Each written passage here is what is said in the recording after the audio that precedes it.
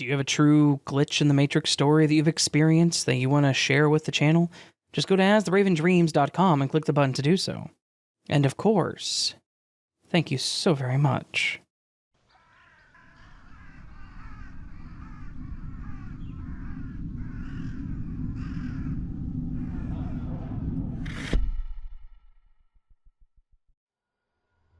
I've never really been one to say that I'm a believer in the supernatural or glitches in the Matrix. And I won't even say that now I am a believer because I think that a lot of them seem to be easily explained and people want them to be something they're not. But I will say that I had a bit of an uncanny experience recently.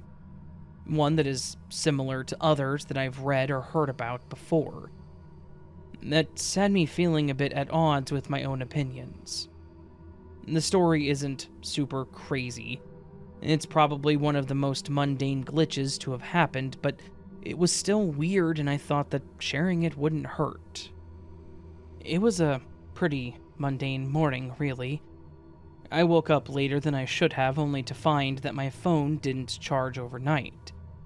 I have a clock by my bed, but it's a remnant of when I didn't use my cell phone as an alarm, so it basically just displays the time nowadays. When I opened my eyes, thinking that I still had some time to sleep considering my phone hadn't gone off, I noticed that the time said 6:48, which meant that I needed to get up, get dressed, and get on the road about 30 minutes ago. I shot up, noticed my phone, threw a few curse words out into the ether, and went to the bathroom to try and get as much done as I could of my morning routine. I had to forego my shower, but I washed my face, brushed my teeth, did my business, all at the lightning fast pace. I apparently did them so fast that I went backwards in time, in fact. Because when I exited the bathroom and looked over at the clock expecting to see 7, it said 6:45, which was 3 minutes earlier than the time that I woke up. I was definitely confused at this, considering I know that I took about 10 minutes to do everything I needed, but yet the time was now 3 minutes before when I got out of bed. To add to the confusion, I had plugged in my phone when I got up at 6:48 to at least be able to turn it on and call my manager. But when I grabbed it after I came out of the bathroom and hit the button to turn it on, it said 100%.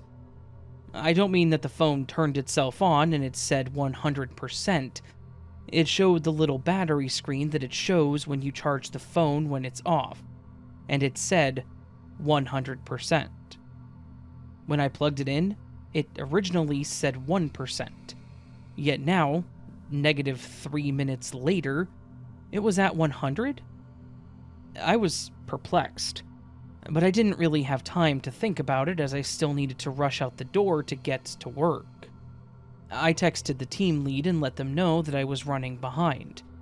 They told me that it was okay and to get there safely, and I took off the road so as to not be too late.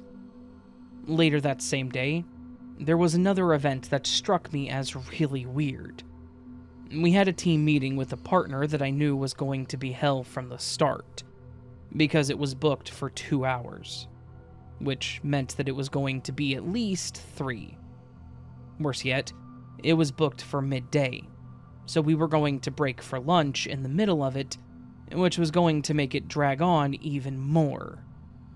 As expected, the entire first part of the meeting was my boss talking numbers to the partner, how we could increase them, who was going to do what, and so forth.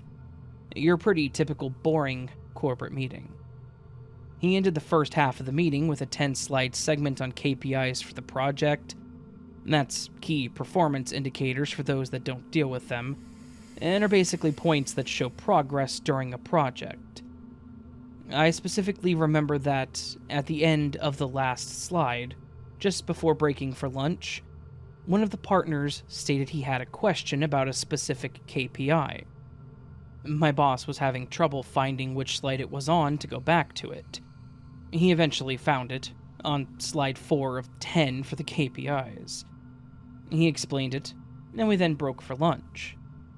Then, as soon as we got back, that same client had made a comment about how he had a question about one of the KPIs. At first, I thought maybe he had a question about a different one, but then he mentioned which one it was. It was the same one. I got hit with a major wave of deja vu, like, wait, he already asked that. My boss then started in on the same sentence as earlier, and went to go find the slides, and much like earlier, he was struggling to find it. In the midst of my confusion, I spoke up and said, "It's on slide 4 of 10. He nodded, went back to slide 4, and sure enough, it was there. He thanked me, and then commented about how he was glad that someone was paying close enough attention to remember it, and then explained the same information as earlier. I kind of glanced around like, did anyone else notice that whole thing repeated? But no one seemed to even notice. I thought about saying something because it was weird, or thought maybe it was a test, but I kind of also figured I would be branded as crazy if I did. Plus, I didn't want to stretch the meeting out any more than they already had. The meeting pressed on and only ended 35 minutes later than it should have, so that was progress, at least.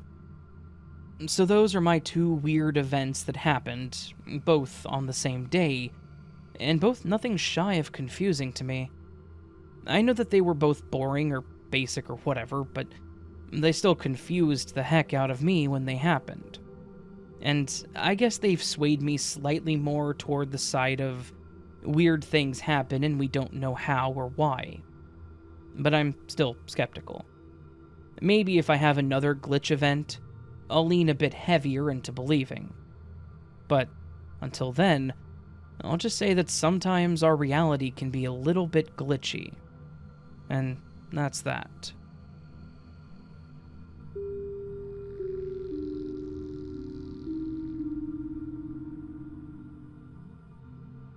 This is a bit of a long story, but bear with me.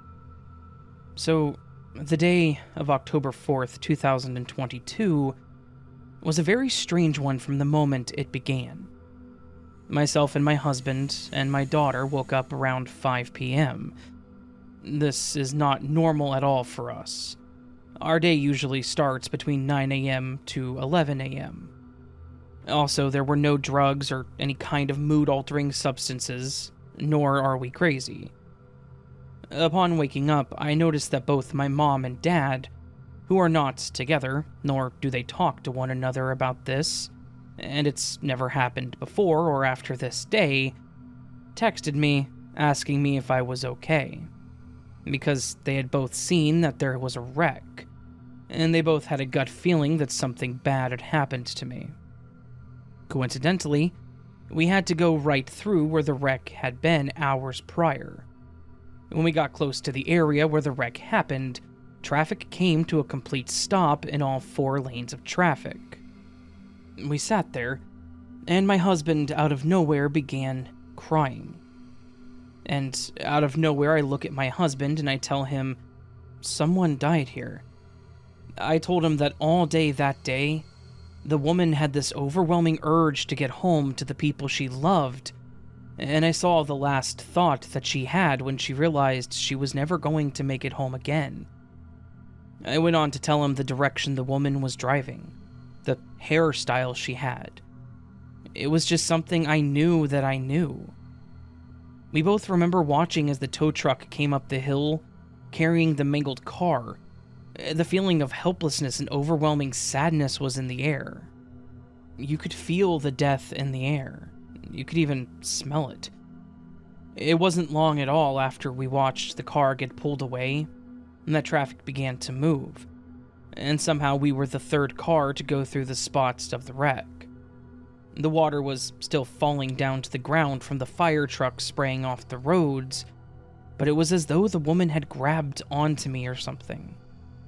I couldn't really explain it. I hadn't ever experienced anything like this before. I don't remember much after that about the car ride, but fast forward to that night, my husband and I lay down watching a little TV and then drifting off to sleep. He was the big spoon, and we'd been laying like this for at least an hour under a thick comforter. Then, out of nowhere, I wake up to my husband shaking me, telling me that I was screaming, "I'm dying! I'm dying! I'm dying!" And while he was shaking me, he couldn't help but notice how unbelievably cold I was. This continued for the entire night. Every time I would drift off to sleep, I would begin screaming, "I'm dying! I'm dying!" It was so bad that I was afraid to fall asleep. My husband and I have been together 8 years, and this is the only time this has ever happened. I couldn't help but begin to obsess over this car accident over the next few weeks. Not just the accident, but the place that had happened as well. I began doing research, and just over the last 3 years, 23 people have died on this road. My husband also pointed out that about a month before the wreck, we had gotten pulled over in almost the exact spot of the wreck. A week or two after the wreck happened, I finally decided to Google it to see if what I had said the day of the wreck was correct. And to my shock, the news article was pretty much word for word exactly what I said the day of the wreck, before any articles had been written. The town where the wreck happened is in the Guinness Book of World Records. My husband and I actually ended up getting a job where we worked third shift, and we had to go past the wreck site almost daily. And what we began to notice was the strangest thing. One night, at around 2 a.m., on our way into work, my husband said, "Look, baby, there's a guy up there in the waterfall with the flashlight." Mind you, it was also storming, and this is on the last natural limestone ever created on this planet. A few weeks go by, and our lives haven't stopped getting weirder since the day of that wreck. When we were on our way into work again around 2 a.m., it was storming, and I look over to the shoulder. There's a guy going uphill in a wheelchair in a snowstorm, and there's a few miles before the nearest house. We also noticed there's a power plant in the woods that's different from the LG&E plant down the road. On another evening, we saw a woman walking uphill with a dog, again in a snowstorm. It seems to always play a factor that when we see these strange things, it's always some sort of nasty weather. Also, it's worth mentioning that immediately in the weeks after this, I became obsessed with making sure that our car had survival stuff in it. I had a blanket for all 3 of us, stop bleed, road flares, jumper cables, hand and feet warmers, water bottles, some food, toilet paper, phone chargers, charger banks, and even an extra cell phone. I was obsessed at this point with the wreck, with where the wreck happened, and wanting the truth, finally. I did some deep research on anything and everything I could find. Eventually, I found some extremely interesting declassified CIA documents about Hemisync and the Gateway experience. We began to Hemisync, and that's when answers almost immediately began coming to us. Almost as soon as we hemisynced, we had the strangest thing happen. We went to my husband's mom's house, and then the grocery store. My phone had been in my purse since we'd left our house, and I didn't retrieve it from my purse until we returned home. When we got home that night, we had groceries to carry in, and on this night, it was bone-chilling cold out. As we began to bring the groceries inside, my husband pointed into the trees in our backyard, and there was a dancing light. It's the only way I can think to describe it. I was taken aback by this dancing light that came out of nowhere. We live in a very rural area, where there was no way that this was someone playing a joke or something. I stayed outside for about 2 hours, and we actually ended up noticing that there were 2 of these dancing lights outside of our house. We could actually hear them speaking to us, but only telepathic. Then my husband had to finally drag me inside. It got weirder, because when I walked inside, on my TV, it was telling us that we had just seen an extraterrestrial. It was explaining exactly what we had just seen. I even took a video with my husband's phone, but strangely, after I took the video and we watched it back, my husband's phone locked up and would not unlock.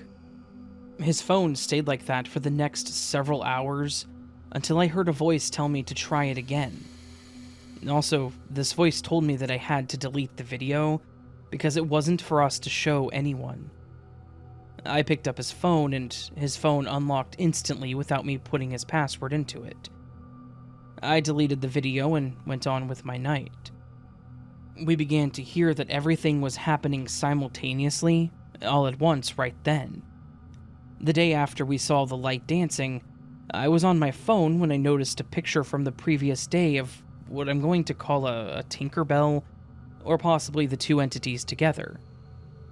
Really, my husband and I knew that we were talking to ourselves in the reverse universe. We got a spirit box recorder to make it easier to communicate with them. We recorded the conversation and found it very odd, but we couldn't understand a lot of what was being said, because it sounded as though it was being said in reverse. I actually have the photo from the previous day during a time when my phone never came out of my purse, and of the conversation that we had. My husband and I began to collect crystals. We started looking into sacred geometry. We started diving into our chakras. Since the very beginning of our relationship, my husband has always told me the secrets to the universe, and honestly, I wanted to tell him he was crazy. But somehow I knew what he was telling me for years had to be true. Sometime in December, my husband had to renew his license, so we went to the driver's license office and renewed his license. A few weeks later, my husband goes to check the mailbox and finds that not only does he have his license, but he received a second ID from a day earlier. And what's even stranger is that the photo on the second license is different from the ID he had to renew, and from the ID that he had ordered. Where did this driver's license come from? And where did that picture come from? One day, I randomly started my free trial on Gaia and found galactic messages, the star seeds that are in the Earth's orbit trying to help wake us up. Things from this point just get stranger and stranger. We began watching more and more of these videos. I began downloading all the knowledge that I already knew. Then, one day, my husband came to me and I could feel his energy and the sadness emanating from him. He looked me in my eyes and told me that he'd figured it out. He finally figured out what happened to us on the hill that day of the wreck. Just as serious as he could, he looked at me and told me, "We died in that car accident that day, but we didn't realize it because we just skipped off into a new universe." I looked at him confused, and I kind of chuckled because, after all, I was right there talking to him, so I couldn't be dead. Could I? I couldn't shake the feeling I got from him telling me that news. So, a few days later, I decided to Google my name to see if I could find anything to help me put the pieces together. But my husband was sure that I shouldn't do this. I, of course, didn't listen, and I went on with Googling my name, but nothing could have prepared me for what I found. The very first article that I found said that Elena Paget died on October 4th, which just so happens to be the date of the wreck. But even more strange was the Elena Paget that died on October 4th was from Texas. I also used to live in Texas. She had 2 children, which I have 2 children, and her kids' names are Callie and Louie, which just so happens to be my aunt's husband's name and her cat's name. And we're from Kentucky, but my aunt and her husband were the only family we had that lived in Texas. I went as white as a ghost. He could literally see the air leave my body as I began to process what I had just seen. My husband tells me that he won't ever be able to forget the feeling I made him feel the moment I finally realized that I had died, but was still alive. My husband hadn't Googled my name either. Shortly after this revelation, my husband had this overwhelming feeling that he needed to paint a picture one evening. So he spent the next hour or so painting this picture, and the moment he walked into the room with me, the exact picture he had to paint was on the TV screen. And since that day, that exact picture has been in so many videos that we have watched. While watching some of the videos from the Tajetans, they were telling us about portals, but more importantly about a portal in a town where all of the parking is done on one side, where car wrecks are extremely common. And as I mentioned, the town where the wreck happened was in the Guinness Book of World Records, for being the only city to be only on one side of the road. Then, I noticed that the picture for the video about quantum computers looks exactly like the view of the gold vault from above. Scientists are cracking the answers to our universe. They have figured out the two-slit experiment. We're nothing more than a light reflecting off of a holographic plate. Some of us are here on a special mission in an Emerson pod, and this really is all just a game we all choose to play and learn on a soul level. So, what do you guys think? Was this a glitch? Or was this quantum immortality? We are all frequencies, and everything in this world is a vibration. We really do control our reality.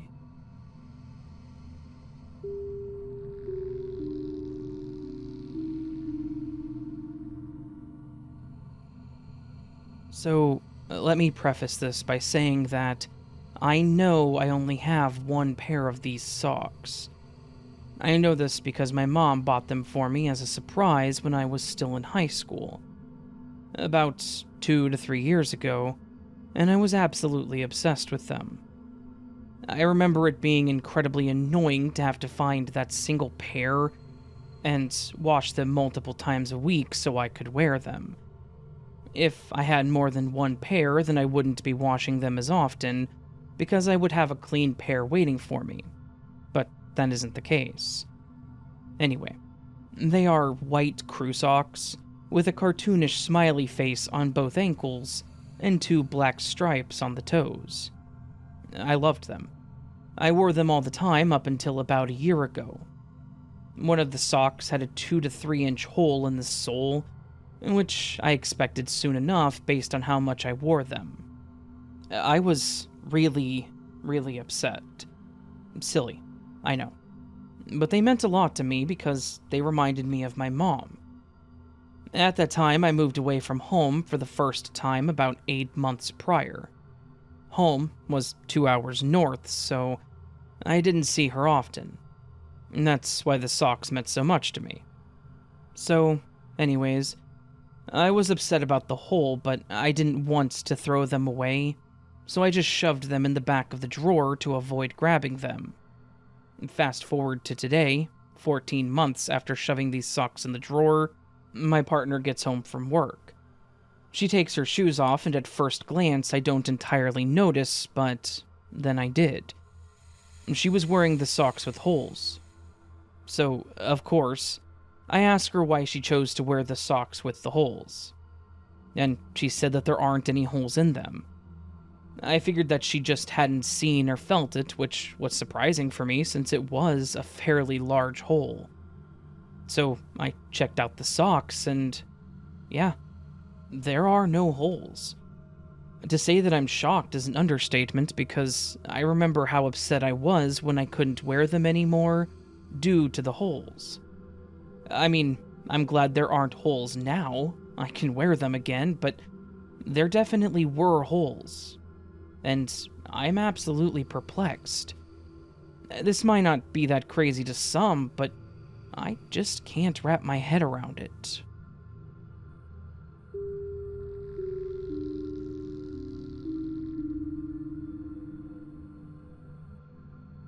I was going through some really rough times recently, as I was separating from my partner of 10 years.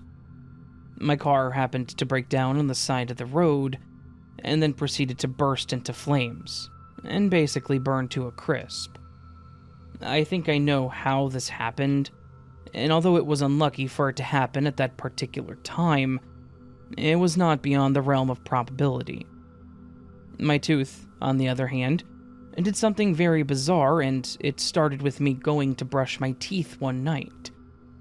I put some toothpaste on the brush, as always, and the moment that I put it in my mouth to begin the process, I was jolted with the most excruciating pain I have ever experienced. I liken it to putting a live wire with 240 volts of electricity to my tooth. After a minute, the pain goes away, so I persevered brushing my teeth for a couple of days like this, until I couldn't take it any longer, and I went to the dentist. The dentist found my story highly unusual, and after having a little look, told me there was a small cavity on the front of the second top front tooth on the left. She dried the area and disinfected it with some solution, and then just filled it with a filler. When I arrived back home, I had a look at the tooth, and there was a small dark gray spot where she had filled the cavity. I wasn't worried about that at all, as it cannot be seen when I smile, and I was just happy that I would not have to experience that gruesome pain any longer. Fast forward 2 months, and I wake up one morning and go to brush my teeth, and ouch. The pain is coming back, although not quite as shocking as before. I lift my top lip up to have a look at the tooth, thinking maybe the plug had fallen out, and what the hell? The dark spot where the dentist had filled the cavity is not on that particular tooth anymore, but is actually on the tooth next to it. I rubbed and scraped at the dot, but it wasn't going anywhere. It was the same filling that the dentist had given me, but it was now on a different tooth? Not only that, but the cavity that caused me all the hassle and pain before was back exactly where it was before being filled. Did the architect of the Matrix just go back in time to change something on the timeline and made a mistake getting me ready to come back to the new reality? How can a tooth filling magically shift from one tooth to another while I'm asleep? I've had many other glitches and synchronicities in my life, so I can usually deal with them okay, but this one has done my head in quite a bit. I'll have to go back to the dentist and have them fill the cavity a second time. Maybe they'll have some way of figuring this out?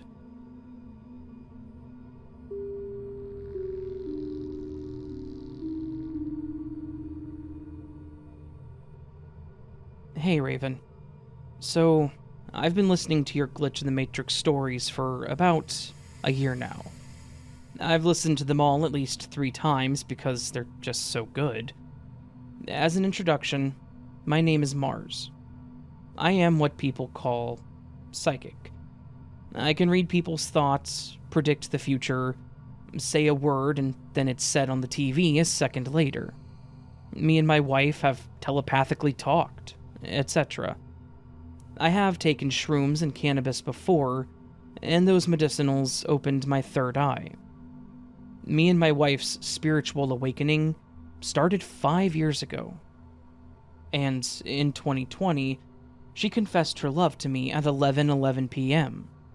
Our phone batteries were at 33% and 44%. We've been seeing angel numbers every day, everywhere since we started awakening. We are twin flames. Twin flames have the same soul, but have been split in half. It's like yin and yang. It's like soulmates, but way deeper. Twin flames have a mission on Earth to bring back harmony and love, and to pretty much fight demons and bring back energetic balance, which is what we've been doing even without our knowledge. We remember experiencing past lives together. It was terrible, and we've died together every time. We didn't start learning about the simulation until a year ago. Things around us ever since have been extremely weird, difficult, and scary. I see clones everywhere, on TV, at stores. It's another way that I use my third eye. I can't really control it. Ever since being in the simulation, me and my wife have had terrifying experiences. In this life and other lives. For example, in this life, my dad's mom is an evil witch. My dad is even worse. He did terrible things to me as a child. I've always felt cursed, especially by my blood family. I've rarely had good experiences, and have tried to take my own life many times. I'm only 20 years old, but it feels like I've lived every single situation in every single life. My consciousness is way too advanced for this reality. It was just so weird to remember reincarnating with my soul family, and it's even weirder to be fully conscious in a brain-dead simulation, surrounded by clones and evil beings. For a while, it's been feeling like I am the glitch in the Matrix. I feel like I'm literally a glitch in this reality in a way that affects the whole simulation. My soul wants the simulation to break. There are so many terrible things going on, and we shouldn't have to suffer this much, while the others get to have anything they want. I've been kind of hoping that I would experience a big glitch, because then that would be confirmation that the simulation is breaking, and that we won't be trapped here forever, reincarnating over and over. Anyways, now I'll get on to a glitch. Yesterday, me and my wife were not having a good morning, so we decided to go to Target. I put on my black jacket and we left. After about a minute of walking, my wife wanted to put different pants on because we didn't realize it was so hot. So we walked back, in a bad mood, and we get up to the room and I take my jacket off, and specifically hang it up. I check to make sure I have everything: backpack, wallet, phone, water. So we leave again, in a better mood. I put my phone in my bag and we get to the bus stop. We go into Target and buy some clothes, makeup, and dresses for my wife. At this point, I'm in a pretty good mood because I love spending money and it's pretty addicting. We stuff our backpack with the clothes and makeup and leave. We walk to the bus stop and get on the bus. There's people behind us that are talking about how it's so efficient to have bus card scanners in the back of the bus now, blah blah blah, and we're like, wow, they sound like robots. So I take my phone out of my bag and I quickly buy Panda Express from DoorDash. We missed the stop that we meant to get off, so I pull the bus cord and we get off. It was only one extra stop that we missed though, so not too bad. We get off and I place the order for DoorDash. It's only a 10 to 15 minute walk from the bus stop to the house. I keep my phone in my hand and check the order about a third of the way to the house. After that, it kind of felt like my phone just disappeared out of existence. I'm a very organized person, and I have a weird location kind of superpower where I can locate items anywhere, anytime, even in the grocery store that I work at. My wife is the most messy person ever. She's the exact opposite of me. I'm very clean, but I usually have no time to clean since I work, cook, etc. Even when everything is messy, I can still locate any item. So we get inside the house, I take off my shoes, pet the dog, and we get up to our room. I empty the backpack, excited to see how my wife likes the dresses that I bought her, and then my heart drops. I can't find my phone. We tear the room apart, empty the backpack 5 times, look under things, in pockets. We call my phone, listen for the buzz, and it's nowhere. At this point, I start to think that I'm cursed by the Matrix. I immediately knew it was a glitch. There's no way in hell it just disappears like that, so now I'm like, great, life sucks, bad things keep happening, I'm officially cursed. So I retrace my steps, I go outside and walk the L-shaped path from the house to the bus stop that we walked 20 minutes before.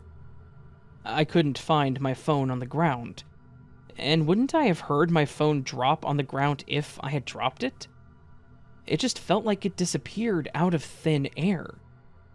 There's a weird blackout thing in my memory where I can't remember feeling the phone in my hand, the other half of the walk home. I only remember it in my hand when I checked the order. So I tell my wife's parents, since we live with them, and they go on a walk to look for it. Nobody can find it. We called it like 50 times, trying to hear if there was a vibration in the room. I never lose my phone, so this is just weird. I give up. I eat the Panda Express, going over and over in my mind where it could have gone. Did someone steal it? Is it in the room? No, and no. It felt like it teleported out of my hand, so I just accept the fact that I'm going to have to call out of work tomorrow and pay $1,000 for a new damn phone. So I say screw you to God and the Matrix and play video games. Then, on my wife's phone, I look up how to track a lost Samsung phone. I click the first website. It says people find her for free. I enter my phone numbers and it scans everything, locations, address, names, etc. And then it shows the results if I pay the 95 cents. So I do and open the results, and it shows that my phone is at an exact address. It even shows it on the map. I think, great, someone stole it, but how could they? They just ran up behind me after stalking me and picked up my phone I dropped and then quickly drove to their house in under an hour? Yeah, okay, that doesn't make any sense. I would have heard and felt my phone drop, but all I felt was it disappearing out of my hand. An hour goes by, and then I decide to text my mom about it and send her a screenshot of where the website says my phone is. The website is legit. You can look it up. It has all the legal verified stuff on it. So she opens the message and says, "What the hell? That's our old address from when you were 4 years old." I start to get creeped out. My brain pretty much implodes on itself, and I start to realize that this isn't just a glitch. This is a mega creepy glitch. First of all, there's no way in hell that my phone number could have been associated to the house that I lived at when I was 4 years old. Second of all, I didn't have a phone at 4 years old. It just defies all possible logic. So me and my mom are texting, and she says that we could go to the house in the morning and offer $100 to whoever has it. I agree. In the meantime, I go on other phone locator websites, but they either want $10 or they don't give exact locations. And the one I used seems like the most legit, cheap, and best one. My wife and I are literally like, what the actual hell is going on? We were hella creeped out and didn't know what to think or feel. This whole day felt like a glitch. In the morning I was feeling depressed and terrible, which probably relates to the glitch since I've heard other people's glitches, and they say they feel a feeling of doom before the glitch happens. Everything just felt so completely off. We watch a horror movie and then I go to bed. In the morning I wake up at 9 and my mom says to look up Google Find My Device. So I do that on the computer and it has an option to ring the device even if it's on silent.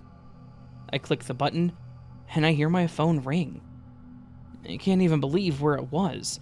It was in the closet, inside the sleeve of the black jacket that I put away before leaving for Target. The closet door was closed. I didn't touch the jacket at all after we got home. Why would it be inside the sleeve? I just found it an hour ago and I still feel this rush of excitement from the glitch. So, long story short, my phone teleported out of my hand and somehow went to the house I lived at when I was 4 years old, and then teleported back into my house overnight, and into the sleeve of my jacket. Make that make sense. I'm flabbergasted. Well, I guess that this just proves that the simulation is breaking. I am glad to have my phone back, and I'm guessing that this is going to be the start of many glitches that are going to happen. Bring it on, Matrix.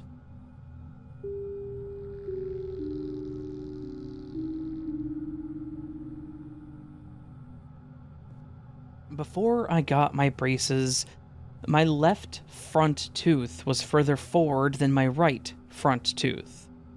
Weirdly enough, in my childhood, I remember about 3 or 4 times where I would just be talking or doing mouth things when I noticed my right front tooth was further forward instead of my left front tooth. My teeth were not loose, in pain, or anything that would explain this. I thought I was losing my mind, but was sure of what was happening. After a few minutes to hours, I would notice that my teeth were in their original places. I know this is a fairly short story, but the fact that it happened multiple times over the years severely confuses me. I remember it happening at Target, at a pizza place, and more, but I can't recall where I was or what I was doing. Sometimes, it just feels that the smallest things can lead to the most confusion.